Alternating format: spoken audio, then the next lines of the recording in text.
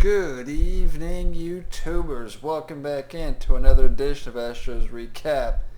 David Artis here, once again here to break things down for you. Not my usual spot, not my usual time. So it is Monday night, obviously. This September 27th. It's 10:53 p.m. Actually at my friend's house right now. Sort of pet/house sitting for him while he's away on vacation. So I'm sort of in his workroom here. Can't really see a whole lot of the door right here behind me, but I got two big monitors in front of me, headphones, so like Starbucks refrigerator with frappuccinos and stuff. So anyway, not a whole lot of a background, but this is the best place I could sort of set things up. Obviously the Astros not a good week. Losing 4 of 7. Started out very well, winning 3 in Los Angeles or Anaheim, however you want to look at it.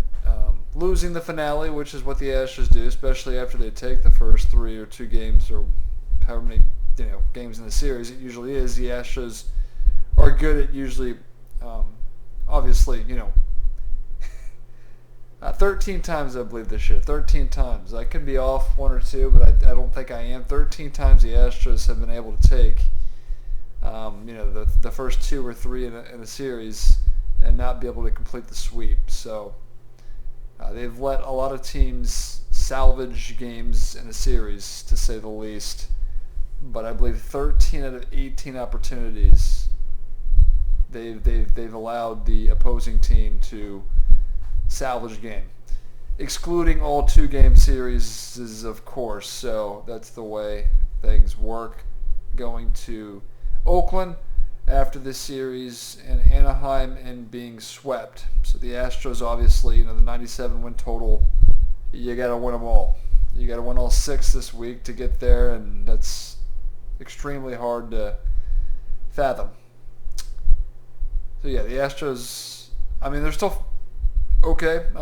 Division-wise, I think their magic number's 2. So any combination of an Astros win, Mariners loss right there will, give them the division, basically. So they'll probably wrap that up, I'd imagine, by the end of the series. Obviously, playing, Tampa Bay, it's a good team. I don't know if Tampa's really... Tampa at this point, it's out of reach. I was hoping to go in the series. Maybe they can, sweep, obviously, 2 or 3 to sort of put herself in a position to have the overall best record in the American League. That will not be the case unless we win all 6 to end the season, and then Tampa Bay loses all 6, and I don't see any chance of that happening. So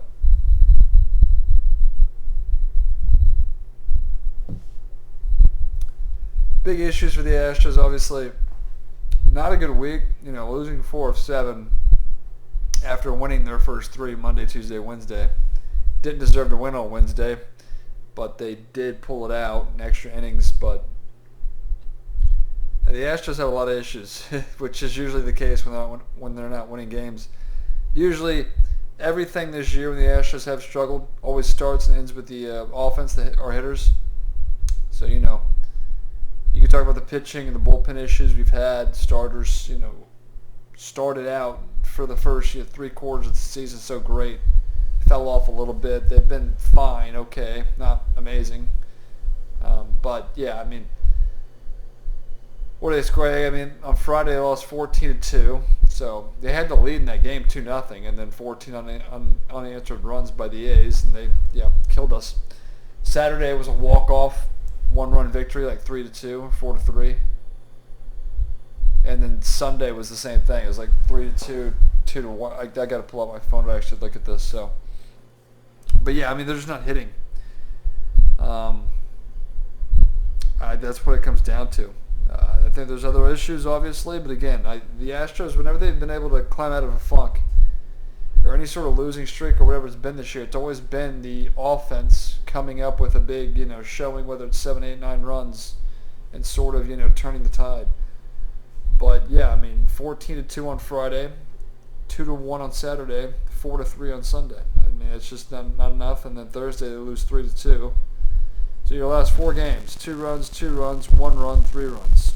It's not enough to win games. So And yeah, I mean, the week started so great. 10-0 on Monday, 10-5 Tuesday, and 9-5 Wednesday. Yeah, Wednesday game went extra innings. Astros off today, but they'll finish out at home here with 3 against Tampa and then 3 with Oakland to finish the season. Astros are at 91 and 65. So, well, obviously the 97 win total isn't out of the picture, but I don't see a scenario where they pick up all 6 here. Anything could happen. They could get hot here during the season, which would be awesome. But 97 was the goal. Obviously after seeing how things sort of went, I was thinking 88 to 92 wins this year, thinking that would be good enough to win the division. Seattle's been the big surprise team, obviously, this year. As I look at the standings, we have 5-game lead over them. So, I mean, yeah. It'd be, any combination of an Astros win, Mariners loss there would wrap up the division with the magic number at 2. Tampa Bay at 97 and 59. So, again, yeah. And then we still hold a 2.5 game lead over Chicago. So even that's not out of the picture. We still got to play good baseball to keep that sort of home field advantage, at least in the division series, available for us. So, but yeah, I mean, everything else is pretty much settled. Well, actually, the wild card in the AL, New York's won now 6 in a row as they just swept Boston. Boston's lost 3 in a row. Boston still holds the second wild card spot. New York at 1. Toronto a game out, Seattle 2, Oakland 3. So after that, Cleveland's out 11. So it's a 5-way race, and you got 2 spots basically. So and any of these teams can flip flop pretty easily. Oakland, I think, is going to have a tough time. Obviously, 3 games out, needing to surpass 2 teams to get in. So. But Seattle's still knocking on the door, and Toronto obviously is right there as well. So everything in the National League is pretty much settled, I would assume. The wild card is pretty much settled, as the Dodgers obviously have held that first wild card spot and been going back and forth with the Giants for the division lead. Giants do hold a 2-game lead in the NL West. Dodgers obviously have that top wildcard spot, but St. Louis, who's reeled off now 16 consecutive wins, hold a 5.5 game lead for that second spot in the wildcard race. So that's pretty much done there. St. Louis really came out of nowhere. Played mediocre baseball, even under 500 for the majority of the year. They got hot at the right time, and I can't imagine the Dodgers wanting to play St. Louis just with the history of how that their series have worked out. The Cardinals have played the Dodgers pretty well. Obviously, the first thing that comes to mind is the whole Kershaw melting down against the Cardinals, so to speak. He won't be their pitcher, though. He's not their ace anymore. I mean, he's still a good pitcher, don't get me wrong, but Walker Buehler and Max Scherzer are their top 2 guys, so one of them will get the ball, but that'll definitely be a fun game to watch if the Cardinals can knock them off. But yeah, I mean, the Dodgers have 100 wins. They'll probably have 103, 104 going in, but San Francisco, 102 and 54 right now, just have been on top of the world. Best record in baseball for the majority of the year. It's been crazy how good the Giants have been. I just never would have expected that in a million years. Milwaukee obviously has wrapped up their division, and Atlanta. So the Phillies have an outside chance, 2.5 games back. They played better baseball of late, but I still think that's Atlanta's division, which I didn't think would be the case after losing people like Soroka and Acuna for the year. But they made some big moves at the deadline. Adding outfielders. I mean, Jock Peterson, Adam Duvall, there's a few other guys I'm leaving out, but they went out and they added players to make the outfield sort of, platoon sort of, a bunch of different guys, but give Atlanta credit. That division's not good at all. I really don't think any of those teams in that division are really going to advance any further than the first round. But yeah, yeah. Atlanta's 11 games over 500, have a 2.5 game lead. Mets, big disappointment this year. Obviously, I go back to the West here. Padres, huge disappointment this year. As they've been eliminated, they're 78 and 78, and they've had to have a huge payroll, paying Machado north of $300 million, and also Tatis, and all the people they signed in the offseason just didn't work out. So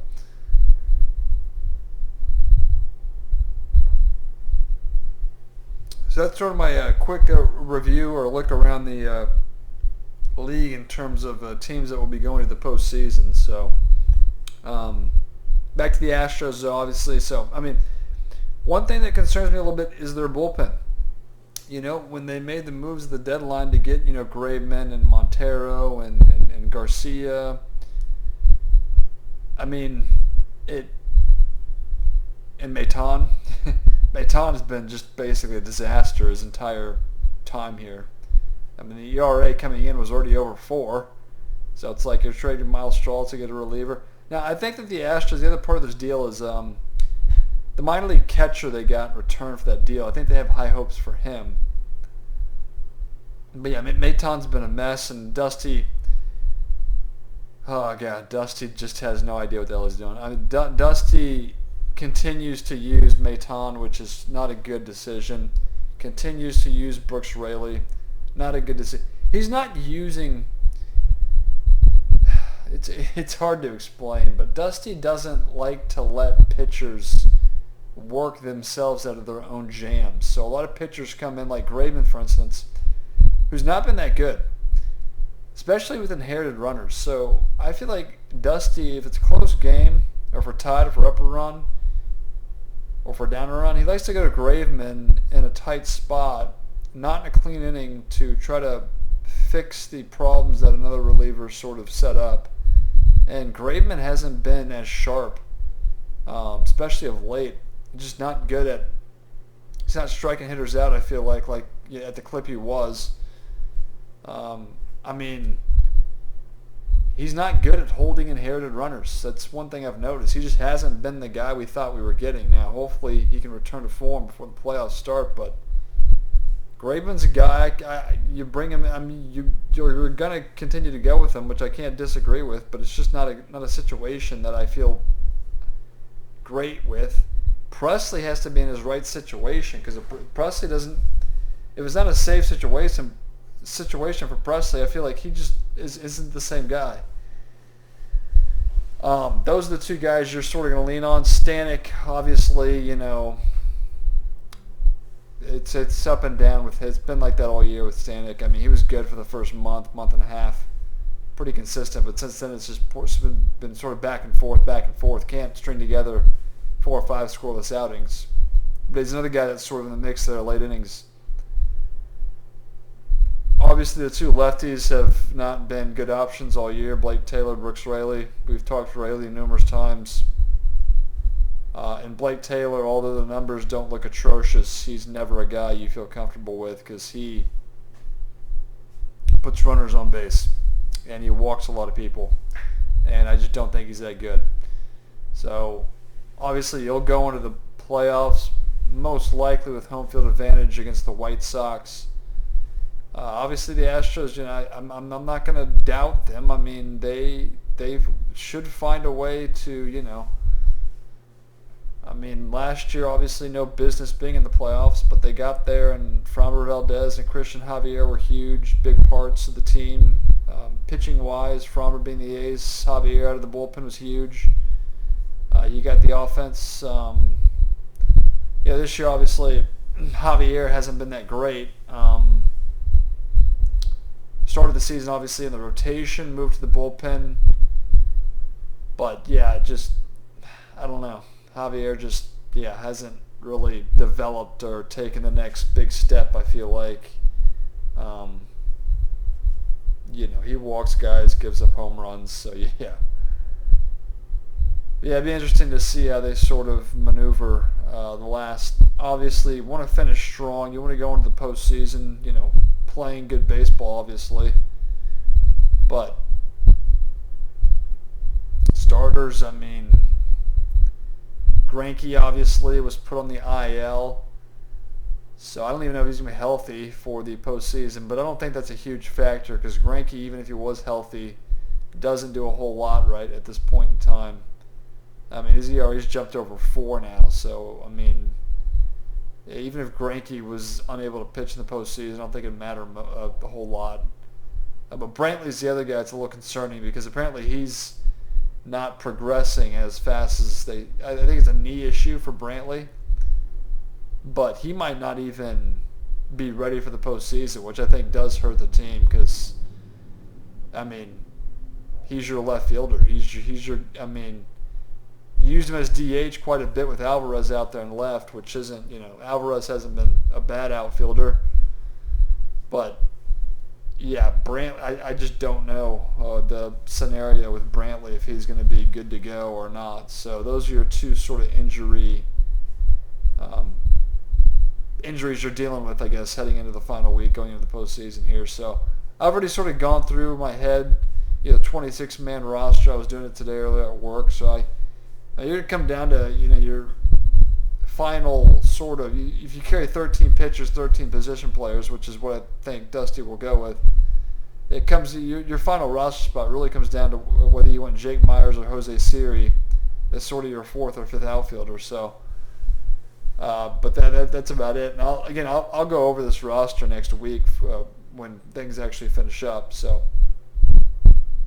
but yeah, so the Astros just want to, they got their day off today after 17 straight games. I think that was important. Just to sort of regroup. They're back home, so good night's sleep to the ballpark tomorrow, and let's finish the season as strong as we possibly can. That's the way I'd look at it. I mean, I can't see the Astros doing things any differently. I mean, Dusty's been giving players days off all year. I don't see how, that would change. I mean, once they clinch, I guess you can, I don't know. The Astros take a lot of days off, especially when they win the series. They usually take the final game of that. If they win the first 2 or 3 games, they usually take that final game off. So,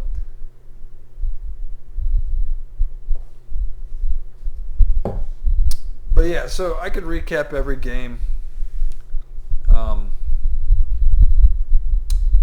But I just don't see the sense in doing that because, a lot of days, obviously, Alvarez, I think Altuve got to 30 home runs. Alvarez has 32. So those are sort of your leaders home run wise.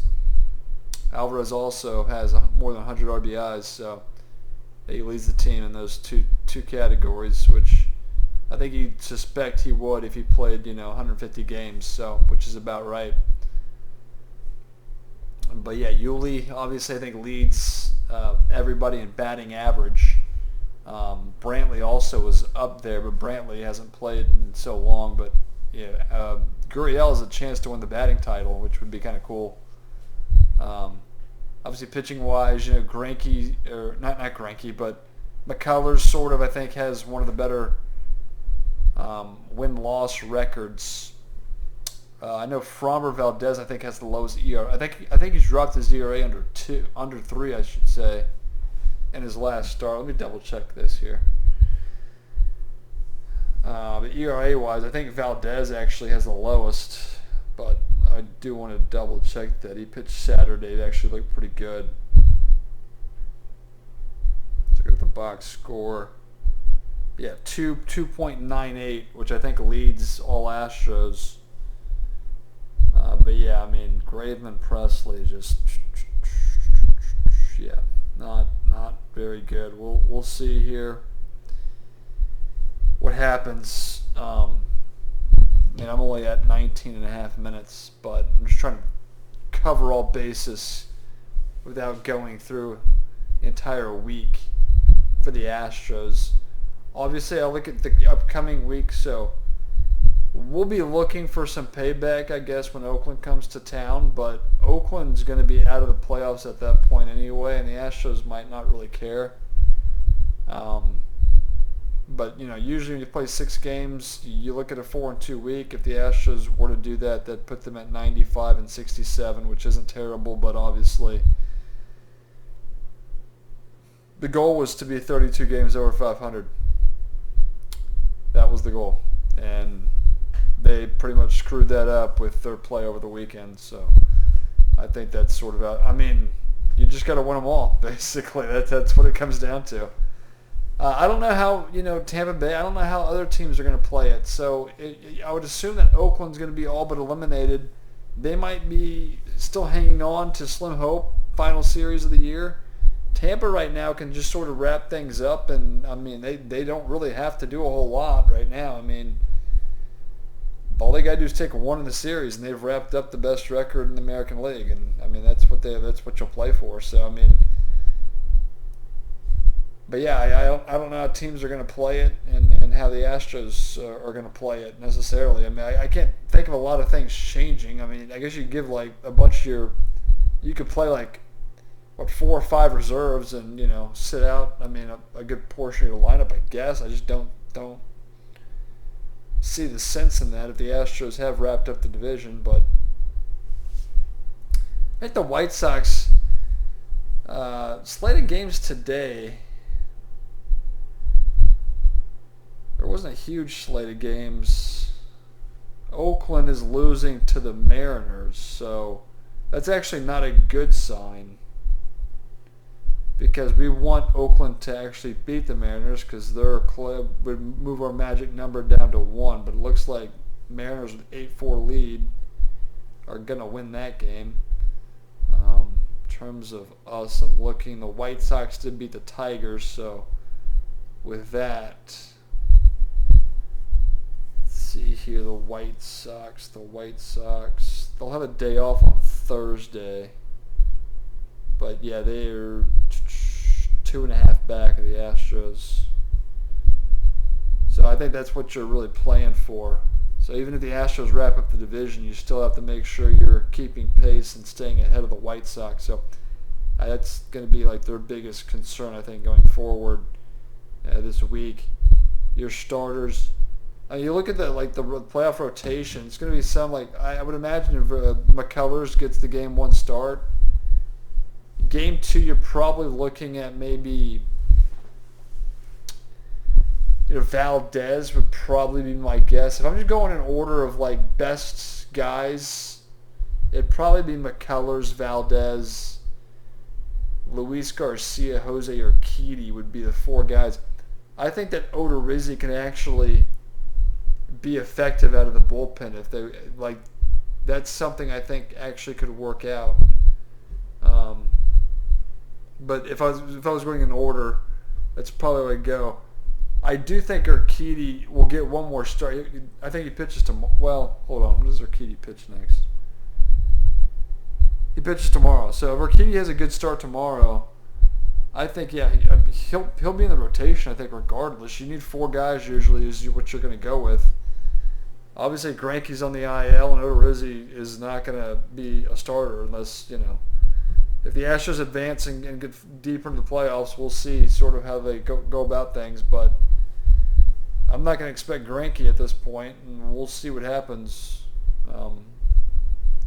Hopefully we get Brantley back, but Greinke ain't a huge loss if he's not ready. So, but yeah, so sort of jumping the gun, looking ahead a little bit, but yeah, just got to finish these 6 games strong. 4-2, if you can do that, I can't be too upset. I'd take that, I guess.